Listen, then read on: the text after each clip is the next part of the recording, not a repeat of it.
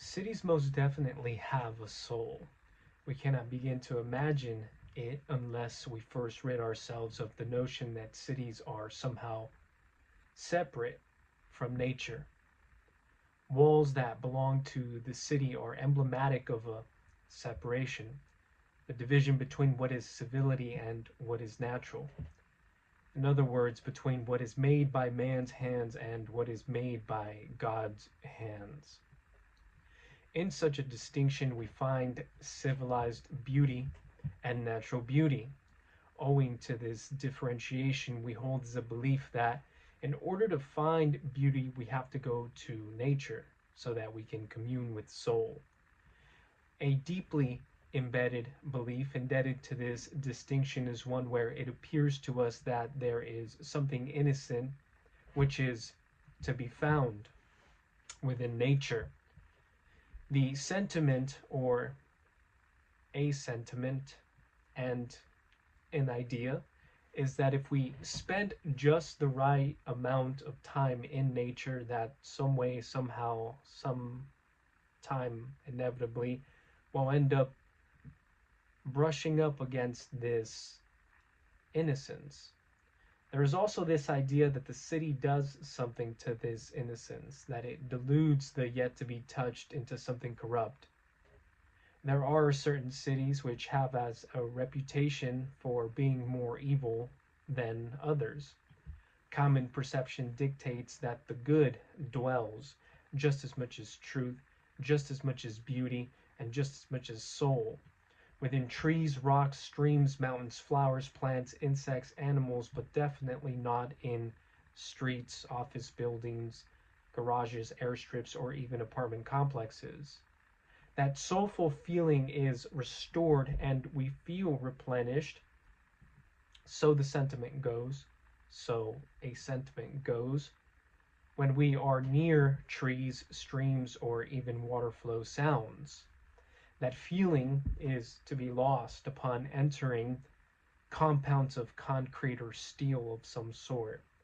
What we seem to do to regain that feeling is bring in objects within our walls or construct landscapes that bring us back to natural beauty.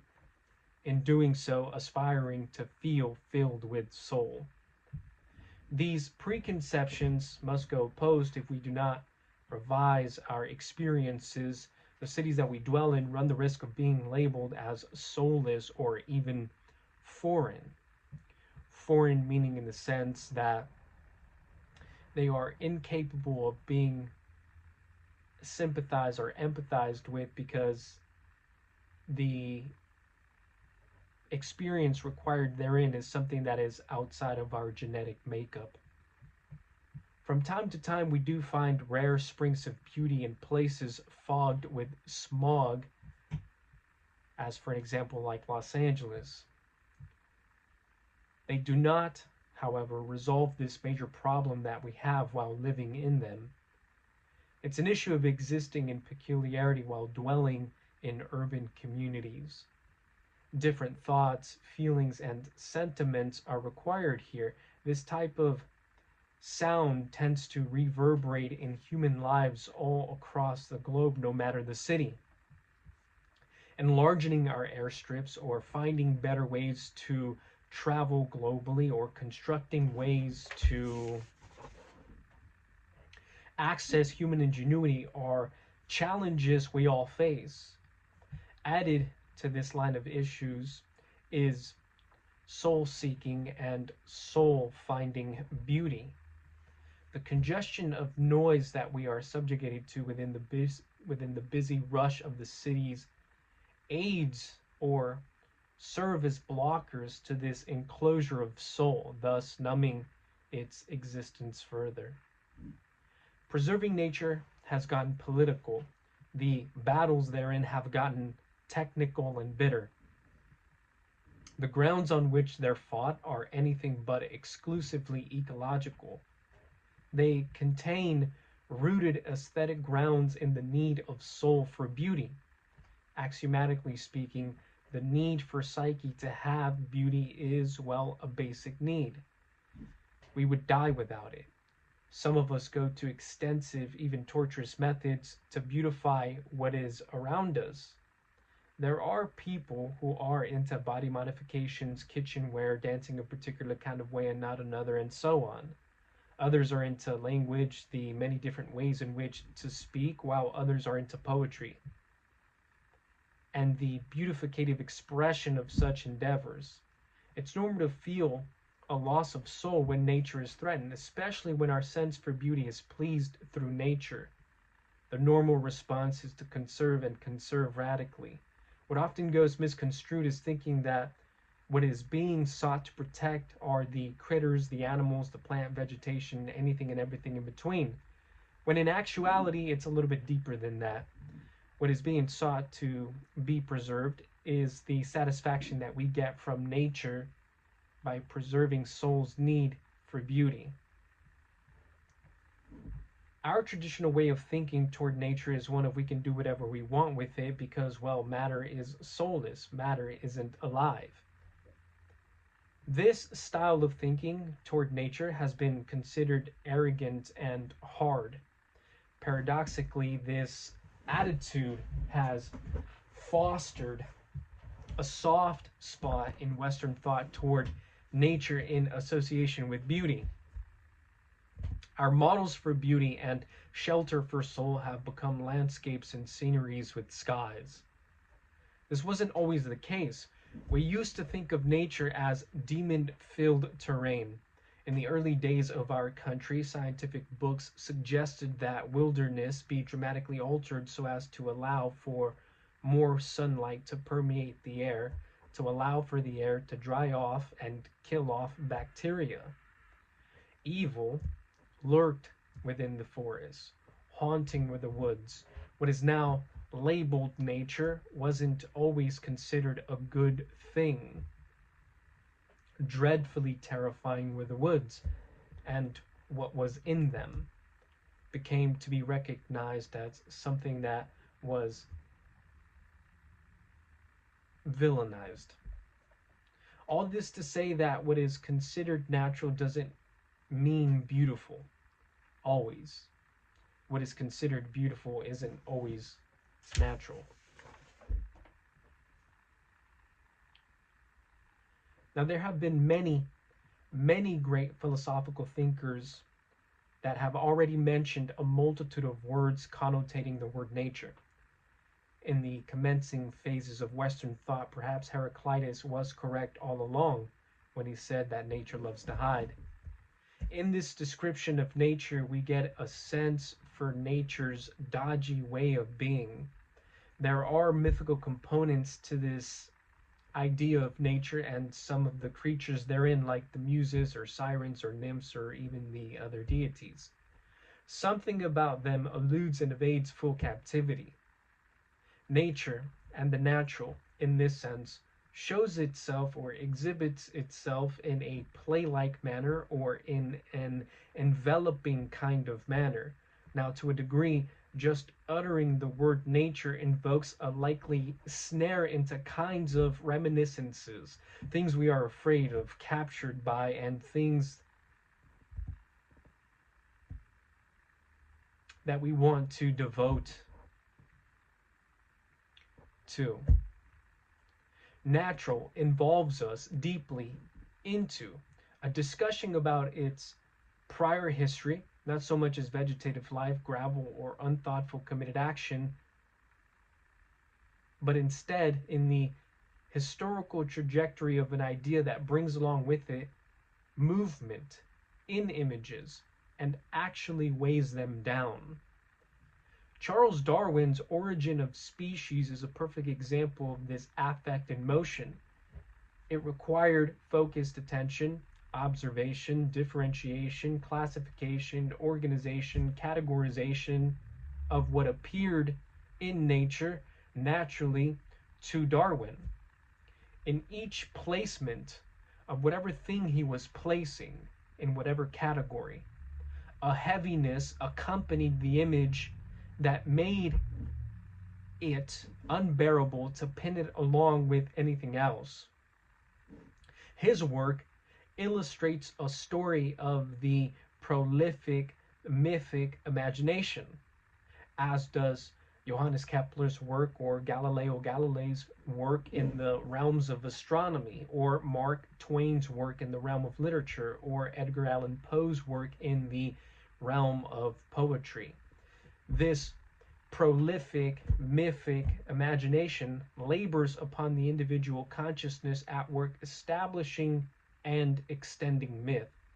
To say this a little differently, imagination is eternally generating nature and regenerating it in new disguises. Nature is prototypically psychological. There aren't things called nature, only ideas of nature exist. The idea desired to be supplanted is that nature cannot be taken in without thinking about the way in which imagination has generated disguises for what we invoke while mentioning nature. When utilizing nature or naturally, we tend to mean without consciousness or operating without consciousness. Nature is more than a physical location or multitude of locations or even the totality of all of the locations. It is not just the elements, the animals, the plants, the raw materials, or primary resources, the celestial bodies, static energy, energy in motion, substances, the figures of them or even in them, the colors, smells, and tastes. What we think of is a world out in the openness and vastness of space that exists outside our consciousness, something that is not with the instrumentation of human hands. What would exist should our minds be absent? Raw, objectively pure information, unvarnished and untainted. An implication is that there is no subjective artificial instrumentalities at play in nature. Nature is intuitively filled with genuineness. It is so a home can be constructed for truth, beauty, and good. It is perhaps the only place where they could abide. Or maybe it's not. Maybe they could dwell in god-awful places.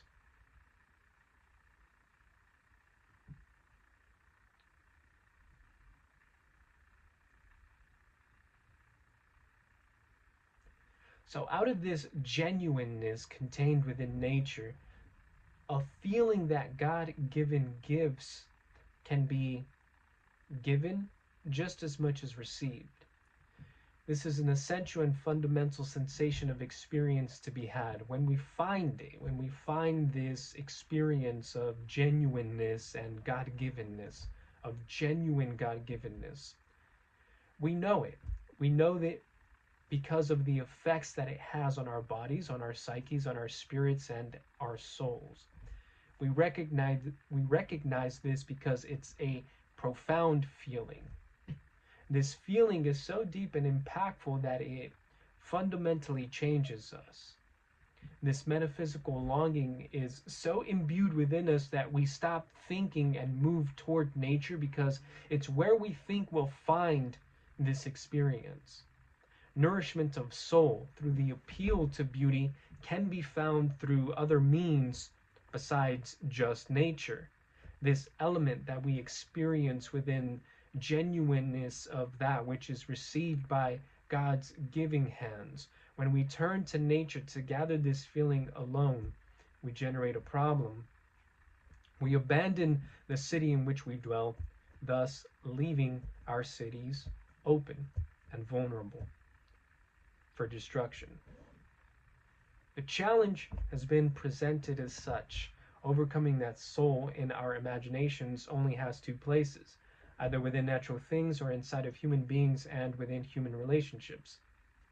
Desiring nature becomes a desperation when we recognize soul to be in nature alone.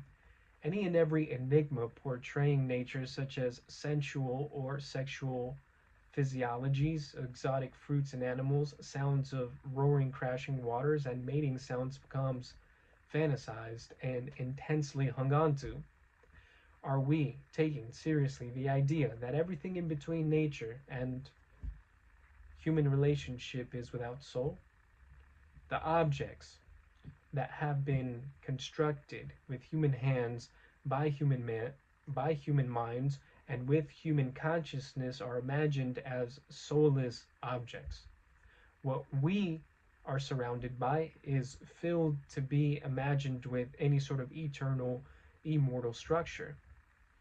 It's no wonder we run to whatever we immediately identify to have the likelihood of granting us a quality experience. Most of us have become cloistered in necessitative circumstance of release, particularly of our capacity to let our imaginations roam freely. In having said so, let's activate that sense for our capacity to imagine. Here are some ingredients, starting with water, sodium lauryl sulfate, cocamidopropyl-betaine, fragrance, ammonium chloride, citric acid, lauryl lactate, methyl glucose, polyglycerol -3 laurate, propane diol, tetrasodium glutamate diacetate, aloe barbadensis extract, tocopherol acetate, benzyl acetate, benzyl alcohol, dihydroacetic acid. Now, upon first hearing most of the sounds of these words, one would think that what is being described is something that was scientifically made in some laboratory. The product that was just described is a product that comes with the instructions for use as pour, rinse, done. The bottle that it is in, along with the colors and the textures surrounding the bottle, are designed to appeal to the male audience. Where did the idea generate from to create such substances for the use of a body wash? Over the course of this endeavor, how many bottles have been sold? How much revenue has been generated? How much profit has been surmounted? How many lives have been looked out for by the profiting of this product? How satisfied are the people who use this product? What were some of the reasons given for dissatisfaction? How is this product marketed? How many minds are going into thinking about how this product should be marketed? Now, this is just one product, a product out of the many, many, many different products and objects that we come across habitually on a daily, regular basis that we don't think twice about because it's just there. Now, what we can come to discover is that upon closer observation, we may be led to think that focus of attention could bring about a different sort of wonder. And if not this product, then just pick a product out of the refrigerator that you normally come across. Now, where were we? City walls protect from the outside raw, potentially catastrophic like energy contained within raw nature. It can be reasonably proposed that nature and the natural is perceived to be dangerous to civilized life. Maybe it is unavoidable that nature and civility be separated by walls. That still doesn't mean that the prolific, mythic imagination has to stop at any one of these two proponents. It can be found and expounded upon within the confines of our city walls and our homes. The experience we could land upon through vivid imagination could occur to us by selectively choosing to ritualize moments when observing objects around us. God-given experiences and the qualities therein are accessible to us should we approach the world around us differently. When we consider the possibilities of what came before our personal individual experiences, the natural is allowed first place. Entrances are made possible for the true, the good, and the beautiful to arrive as they are in their genuineness. When an object is constructed genuinely, skillfully, or masterfully, it has with it the possibility of opening us up to beauty. The craftsman who devotes himself to the making of a or rather to the making of a product, and loves every moment of it, brings us closer to the experience felt contained within God-givenness, even though conscious hands instrumented them. We fail to feel soulfully replenished when we seldom consider the devotion that went into a piece of object. It's our treatment of the world around us that makes us experience in particular ways. This approach leads us into a sensibility to consider how things naturally came about within our city walls.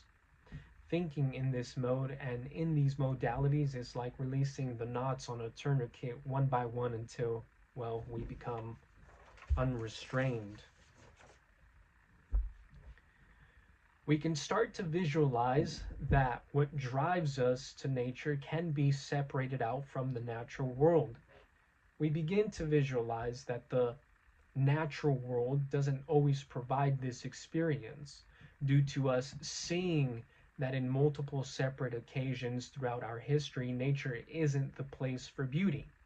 We start to see that nature has a foremost that nature as a foremost given can't be split from axiomatical ideas about nature found within the human psyche. Mankind is always participating in the making of and shaping of nature, if not directly with the molding of our hands, then most definitely with the molding of our minds. We are always shaping nature out to be what it is. It is challenging to hold this differentiation because our idea of nature is hardly ever moved. It's hardly ever given a second thought as to what it is. It's the pebbles or blades of grass or the rusted leaves or the stenchy mulch. We hardly ever think that we've labeled those objects as such. But does nature really end there? Just where exactly does psyche end? Typically, upon first response, when asked what are some of the first things that come to mind when asked about ideas of beauty, people usually describe something tangible, a natural wonder. If one is asked, what best satisfies your sense of soul? Generally, people respond with some kind of visual experience. A pause in time of witnessing something beautiful, a pause to appreciate a good piece of music, a pause in time to see an otter in the water, an artistic expression in the room next door hanging on the wall, an experience shared with another human being in which the sense that a deep connection was made. Something that individuals call beautiful. In cities, this need goes attempted to be filled by bringing in objects from foreign places and placing them in a special setting, as for an example within a museum, a hall of music, a botanical garden, a holy temple, or in the privacy of our homes. This kind of beauty doesn't reach every facet of life. The city becomes virtually untouched. Beauty becomes kidnapped. Beauty becomes held hostage in an object as precious places, times, and things. Beauty is cared for much differently in non-industrialized societies and communities. Within such communities, rhythmic dances, cultural customs, the stories shared all modify the day in an enriching manner. In some cultures, art doesn't exist. There is the desire to make each object as beautiful as one can. Time, in some cultures, is spent non-productively preparing for a festival of some sort. Talking amongst each other, soul-making through storytelling, preparations for a feast, decor throughout the body, preparing for celebrations, preparing for hunts is what the communities all engage in. A significant amount of the time spent while awake is spent in aesthetic ritual. Developed countries regard beauty in a preserved way, isolating it, hiding it, placing barriers around it. How come? How come all this shielding granted to beauty? The focus of our attention is, as mentioned previously, to bother our normal way of thinking with regard to beauty, soul, and nature. In essence, we are looking for ways of getting out of the garden. By this, we mean releasing beauty from the entrapment of or cloistering of unique reserves.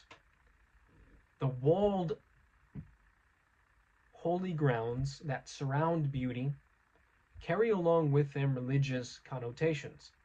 Somehow, they envelop reverence-filled emotion. In order for this God-given-like feeling to be received, it must have the proper protection surrounding it. Spaces that are supposed to be absent any spiritual basis build measures to house paintings by master artists to reflect the touch from the divine.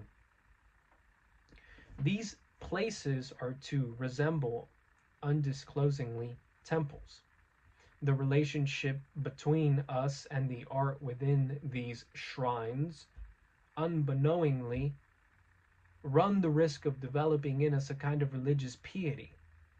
We may not pay admission fees to get into a church building, but our price for entry into some holy temples is one of honesty, sincerity, and personal accountability, whereas anyone visiting a museum or an art gallery can pay a fee into these walled places to get to beauty. With enough money, a beautiful art painting can be domained within the privacy of our homes. Objects of art worth multi-millions of dollars. The price is a direct assessor of the value we place on a piece of art. High amounts of art, high amounts of money spent refracts a quiet part out loud. Typically, that quiet voice says something like, there's something divine within these objects that I'm willing to spend a lot of money on. In Greek, the divine quality in an object is called theos. Exuberant amounts of money, in fact, any amount of money, is a tribute to beauty, showing again that the need for soul to acquire beauty is psychologically ever present. A problem tends to arise and tends to persist along with us. These sentiments of religious connotation, even though they reflect the tall qualities of art because of the gratification that we derive from them in our sense of soul being satisfied, these very same sentiments tend to discriminate in order to maintain what's in it reverent. So what do? We create systems that alarm if someone gets too close. We develop air quality control apparatuses, and we even schedule replenishment touch-ups to preserve each art object from embellishments. The desire is to keep the art objects youthful and vibrant from way back when they were created until, well, forever.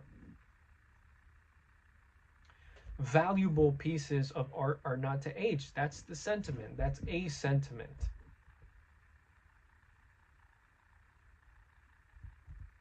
Even though aging is a natural process, and even though a specific kind of beauty could only be acquired through the particular and specific process of aging and the natural process of aging. Recently, we came across this bit of information, and this is something that we don't know what to feel about. The Sistine Chapel underwent cosmetic surgery. So once we get past these kinds of shielding, there is a living psychological aptitude that an art piece of any kind is somehow and by some way sacred, that we have to set it apart from the everyday, almost as if to say that what is within these gardens, what is within these apparatuses of safe measure, is something to be regarded as sacred. And in doing so, an appetite arises. The specific appetite to sequester beauty off behind procurement devices and systems. It's an appetite that awakens within soul whenever soul encounters something that it considers dear. We exist in a field where beauty is absurdly scarce. Perhaps that's how it's meant to be all along. This emotion burns, and this desire burns within us, and it burns within us with a intense sort of fervor. The emotion is present whether a naturally occurring object is placed before us, or whether it exists in our field naturally, or whether it exists because of man's influence. Psyche feels this urge about some of our closest loves, those not too often occurring special dreams we have, and some of our fondest memories. Having them and having these sorts of experiences happen to us, and us alone, are some of the reasons why we can say that we are what we are. There are also some of the reasons why we know we can say we are what we are and who we are. In some way, they make us. It's no wonder why we act the way that we do about these experiences and those particular objects. Only on certain circumstances, under specific conditions, in the right atmosphere, with the proper specifications, would we ever consider permitting someone or something in through the gates of the private sanctuaries of our heart's intimate objects. So you see, we've got several walls. We have the wall splitting chaos and our cities. Following, we have the walls splitting the religious from the worldly. Lastly, we have the wall splitting soul and the splendors it considers its possessions. At this point, we're finding ourselves a bit lost. We had the desire initially to bring beauty out of her casting out and back into the city. It seems we're finding her more and more covered in walls. Perhaps more importantly, it would appear to us that beauty desires protective enclosure. Are we to conclude that psyche necessitates reclusion with beauty? If soul is adamant about procuring beauty with its structures, would that mean that lowering the bridges to allow access to the gates be a betrayal of soul's own desires? Would that in turn mean that psyche's wish to, or rather our wish to, bring back beauty to all the day-to-day activities of the city would end up in a deterioration of beauty? Is popularizing beauty ushering in the destruction of beauty and dooming psyche along the way? Are we not to shield those scarce moments that soothe our souls, as opposed to dispense with them cheaply? Maybe we can find answers in the way in which we perceive those Greek gods of old days. We can particularly begin by taking a look at Apollo. His figure resembles civility rather than brute nature. Descriptions of him tell of the young god of sunlight, of perfection in male figure, of prudent thought, cleanliness, and perpetual tranquility, distant of the messes of ordinary life, a deity of the higher echelon. He stood for accurate action, proper form, and nobility. He was a deity of youth, The temples devoted to him stood their ground in elevated places where the terrain was harsh, emblematic of his force of power, contradicting natural power, especially of earthly domain. In our Western societies, Apollo is directly linked to being the patron god of the arts, medicine, and the sciences. Ideas of beauty structured around Apollo reigned superior all throughout our Western culture. The expression of skill consistent within the imagination of the people was recognized to be only as folk art, or belonging to groups within groups, or primal, or zoned to specific geographical locations, or restrictive, or not ever standing a chance to be master class or of an outsider class. It's Apollonian ideas of beauty that structured the systems of learning which permitted art to have populist classes and elitist classes. It's this aesthetic of ideas we are disrupting. If ever there were needed reasons as to why women never received any sort of notoriety for their art in Western rising culture, it is due to the idea of the arts we derive from our Apollonian thinking. They weren't part of the Apollo way of pondering. Apollo's mythic relational dimension with regard to the female guise was often and typically categorized as disastrous. Apollo took beauty unto himself so that all things are mirrored Apollonian ideas and structures. It wasn't until devotees of other deities came along that Apollo was challenged in his possession of beauty and the way we gratify our sense of soul because of beauty. Where beauty is secluded away and sheltered, along with wherever ideas in regard to art belonging to complex urbanizational structures are found, we can be assured that Apollonian ideas of art influence, no matter the cultural region. Interestingly enough, the legends told of Apollo, well, some of them describe how he chose to debase women to a sole object. Perhaps not women, but certainly beauty. He definitely placed beauty in time and space of a natural kind. This splits off the infrequently found moments from nature, the natural, and leaves genuineness to controlled locations by default, leaving the experience of God-givenness to be felt only in controlled, specified, remote locations. If we subscribe to this idea and this idea alone,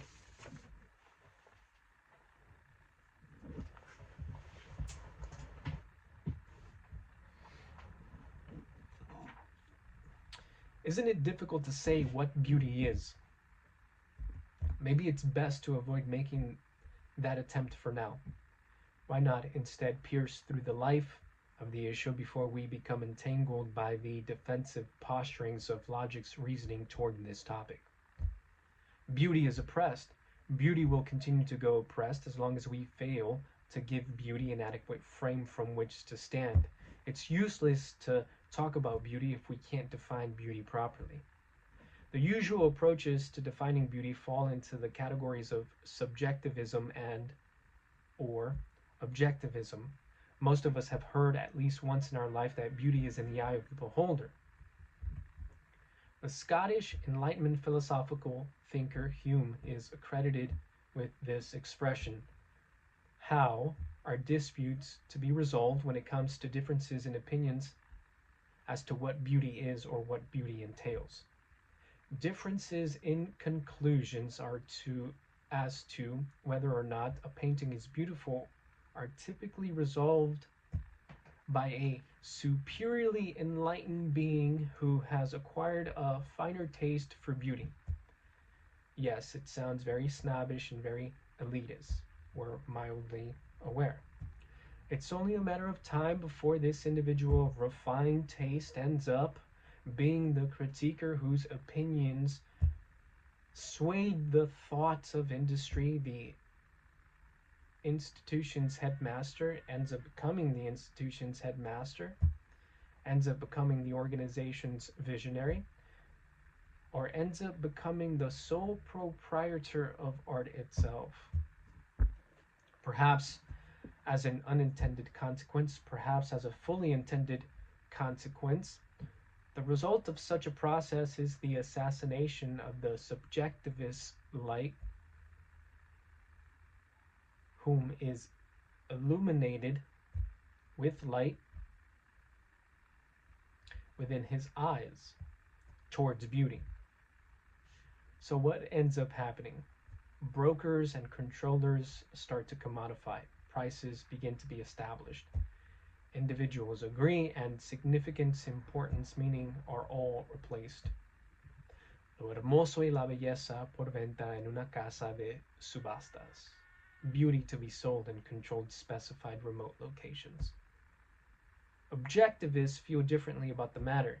They do not share the sentiment that beauty is contained within the eye of the beholder, or if it were, then it is due solely because of the official attributes of the art pieces and the visibly seen characteristics of them. In other words, the art's togetherness, mixture and integration, its hues, lines, contours, complexities, endings, its manner of withholding friction, its inconspicuousness, the ingenuity of the piece, the art's ability to speak the quietness of parts out loud, its ability to resolve internal disputes, its proportionality, successful wishes, and whether or not it established equilibrium. The beautiful is brought down to the formality of what can be conceived. Let's say that we were to perceive beauty as irrevocably given, something we don't have to figure out, but that instead is immanent to the world in its bits and bytes, always present in its being. What this immanent buoyancy is tends to glow with translucency, with amplified intensity due to certain events, especially when certain events attempt to capture it and demonstrate it, as, say, art pieces tend to do. If we were to be speaking mythically of this immanent buoyancy, we'd be speaking of none other than Aphrodite, whom smiled and whose smile made matters much more pleasing, much more lovelier. She wasn't just regarded as a decoration or an ornament. She wasn't just something one would appreciate. She embodied a way in which our knowingness became to be validated. She affords us the ability to be able to differentiate between correct beliefs, proper beliefs, and mere opinions. Qualities within ideas must be made convinced of through argumentation and proof and belief. Juxtaposed to this idea is the idea that prototypical forces of power, along with prototypical influences of power, which make themselves experienced to us through the senses, do not require such mediating force. What we consider to be providential of God could be attributed to her. So the sentiment goes. So a sentiment goes. We correlate our responses with her present buoyancy in matter with phrases, including words like divinity, sublime, incredible, wonderful, splendid, superb, spectacular, amazing, heavenly, otherworldly. Words and such expressions that articulate seeing, tasting, smelling, hearing, touching, the qualities and properties that provide divine enhancements to the ordinary, or what's supposedly written with mediocrity. So how is it? How is it that the ordinary can be categorized as ordinary? Or how Or how is it that something could be considered to be mediocre? And how could beauty be contained within this mediocreness or this ordinariness? Perhaps beauty is failed to be found in such objects because, well, they are considered to be as such.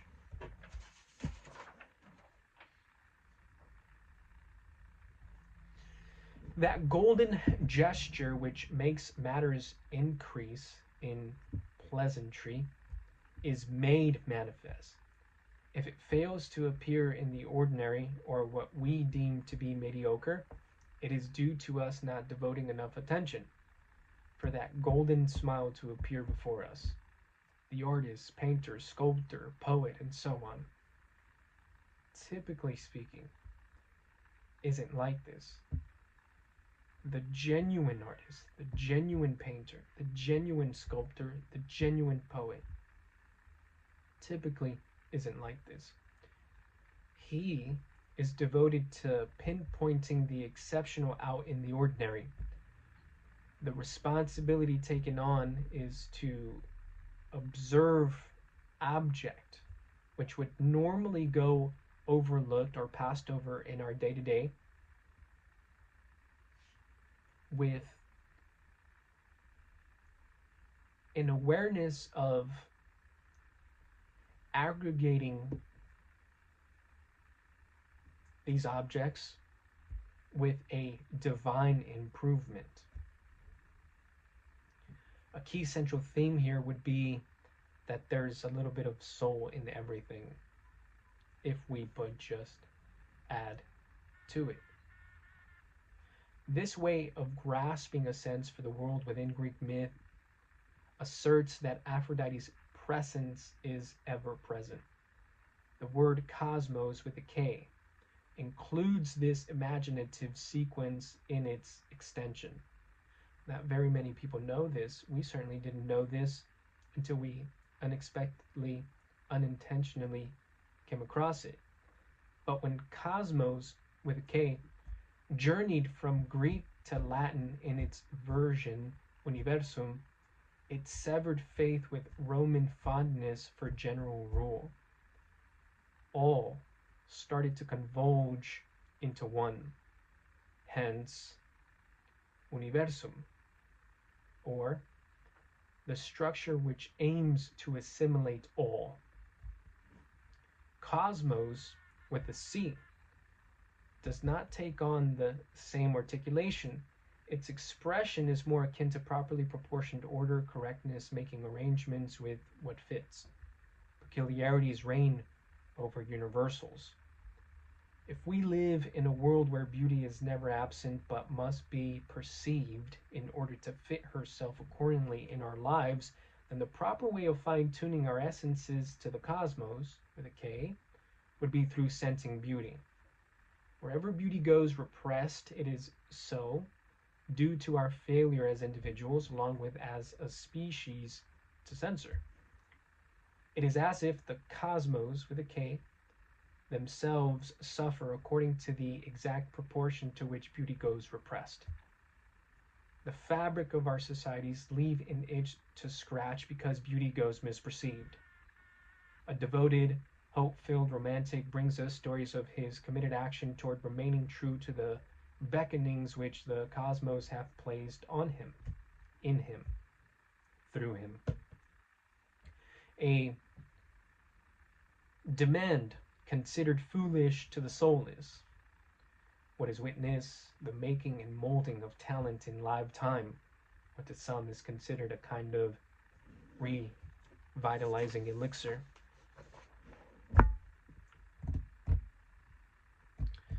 What do we have here? A poem. The busy sound of rushing traffic, a walk on the side of the streets throughout town, an arrival, a 5-point intersection. Surprisingly, all of a suddenly, total and complete stillness. All lights were red. It was time for the crosswalk signal to turn with the walking figure. Before he could appear, action. A About 3/4 of the way to the end of the crosswalk, the figure appeared. What a feeling! To be in motion while everything else is suspended, caught in obeisance. Beauty nonetheless, perceived, not in the guise of a female figure, but in the order that was brought about, that had been thought out in hindsight. Beauty came when we realized we could safely walk in spite of not having been given any signals. The cosmos, with a K, don't present themselves as in all-encompassing totality. Instead, they show themselves as being interested in where something is, how well it's pieced together, decorated, how well it fits in its presentation. Perhaps the beauty comes from that very thought of demonstration. In each grain of earth, an entire cosmos, each grain of earth exactly as it is. Distinct for sure are these notions of beauty from the supposition of beauty contained within an universum where art pieces are meant to denote something more than themselves. For some reason, table sets come to mind. A fine piece is not nearly as lucrative as the entire set. But is it? Is it really? Religious artwork tend to serve an ecosystem of conceptual symbolic order, somehow reducing or diminishing what is right there, beautifully pieced together by the artist for our observational optical pleasure. The manner in which art pieces alone have been meticulously put together for years in some cases gets overlooked because there's a higher function that gets pointed at. Always in some cases, in order to gain power, a mediating force has to point us to something we have to draw meaning from. Critters and creatures bear the most significant testimony to what is referred to as the cosmological importance of display. A Swiss zoologist by the name of Adolf Portman provided pieces of evidence again and again for the superiority demonstration takes in wildlife. Outer coats for many varying kinds of species is laid out within the genetic makeup. It then is formed before the naked eyes can actually ever come to see or bear witness to the end results of the coats, however they may look. Now, we found this to be particularly astonishing, quite remarkable. Portman also regarded that there are tiny sea critters that dwell so far beneath the ocean waters where light doesn't breach, which demonstrate intense coloring along with congruent features that will go unnoticed in their own ecological environment. These features, configurations, and characteristics will even go unnoticed by their own kind. Some of their own kind don't even possess functioning organs to see anything, let alone another's decor. This really bent our minds. The configurations, features, markers, and patterns had no immediate useful objective. They weren't for being able to blend with the environment better so they can hide from predators, nor for seducing a mating partner, nor for procuring territory, or to bring in prey. It was all produced as demonstration for the sake of demonstration. We have, in a sense, the animating principle which flows throughout time within life, what some would call evolution and rationalization. Evolution uses rationalization to explain purposes behind every gesture or feature of an animal, whereas what we are discussing here is the beauty of being.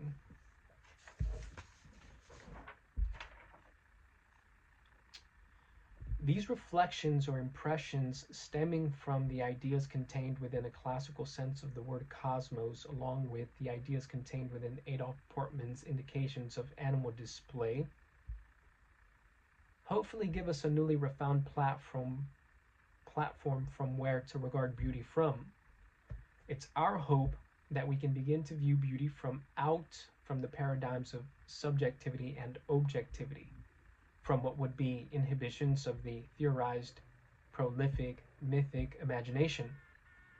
If the whole of life is biographically aesthetic, and if the cosmos with a K themselves are mainly a multiplicity of biographical events happening aesthetically, simultaneously, all across space, that would mean in part that beauty isn't just a trendy cultural item we could adorn ourselves with, some place where lovers of wisdom could find shelter in, a domain within the arts, or even a special type of exclusive privilege contained within the realm of the arts. Beauty remains consistent in its ability to be flattened through explanation. Beauty will continue to go as so, primarily due to beauty requiring perceptual observance of what's just far beyond human or mortal interpretation. Technically speaking, how do we go about bringing repression off of beauty and invite her back to return? We won't be able to do so straightforwardly. We won't accomplish her return by making what we think beautiful is. This direct, even linear approach doesn't lead us there due to utilizing the same method which represses beauty. Ego would have to be affected by beauty first. In liberating ourselves out of this conundrum, we have to move not so straightforwardly. Ego has to enter circumstances like those of beauty. We can begin by addressing pleasure. It's been said that beauty is pleasure objectified, regarded as the quality of a thing. Beauty is no such thing.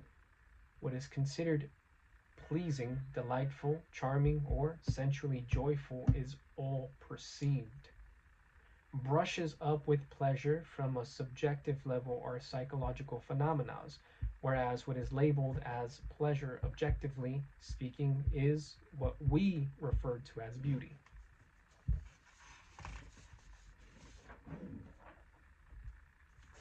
The avenue we are taking a look at starts by initiating receptiveness to the body of the soul toward delights, refining the soul's taste for pleasurable experiences to partake in. A denial of pleasure must be receded, particularly of sensuous experiences. Beauty suspends motion, it holds it, even if but for a brief moment. We know we're in the midst of something extraordinarily beautiful when we are, say, walking through a botanical garden, and within our field of perception, something comes across our way and causes our bodies to stop for a minute to take in a breath of air. A suspiro. When beauty appears, everything that preoccupied our attention ceases to exist. Even if only just briefly, stillness takes hold. Our eyes, which rove back and forth, get caught in processing, accessing data,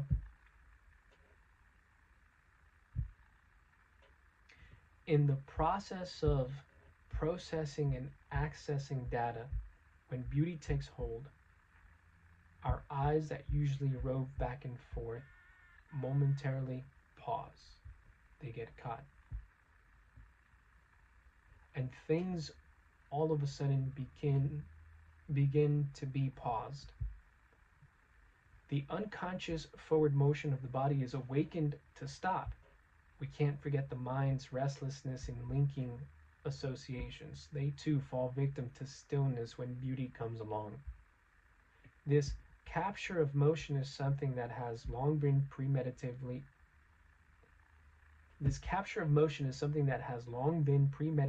applied in artwork. recently we couldn't have stopped viewing Leonardo da Vinci's Maria in his art piece, The Annunciation. In the confines of her secluded garden, while possessed in study, the moment she was startled by the visitation of an angel was captured.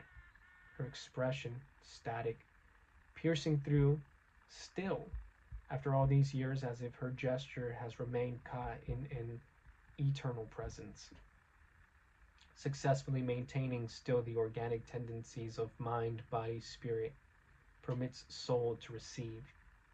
Being receptive is the image. Beauty arrives when time is forgotten, when it ceases to exist. If you've never been involved in an activity by which your involvement in it has made you forget about time, you have got to seek that and you have got to find that.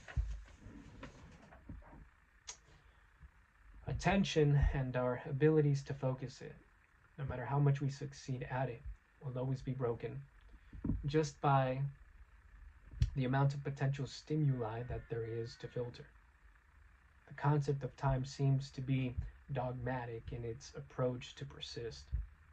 In a grander scheme, continuum sequences seem much more imaginable than concepts or structures of infinitum. When doing an action or performing an art which causes us to get lost of our sense of time, the performance becomes our ritual. We wouldn't dream of doing anything else, nor does anything else bring us nearly as much satisfaction. Aphrodite's beauty, the cosmos, do not open up to us in our work unless the mind at work in our work is settled far from the realm of subjectivism and objectivism. This, so that in some way, by some method, our art projections are a mirrored reflection of what can be considered as that which is directly linked to God. We could be involved in catching glimpses of what is worthy of veneering. Originally, we thought that we would close with these remarks regarding ritual. We perform ritual with cool formality, a disinterestedness that is anything but diffident, and yet with intensely passionate devotion. The timeless, repetitious character of ritual suspends the forward motion of will and ego towards some fixed purpose. Instead, a dedication to the powers served by the ritual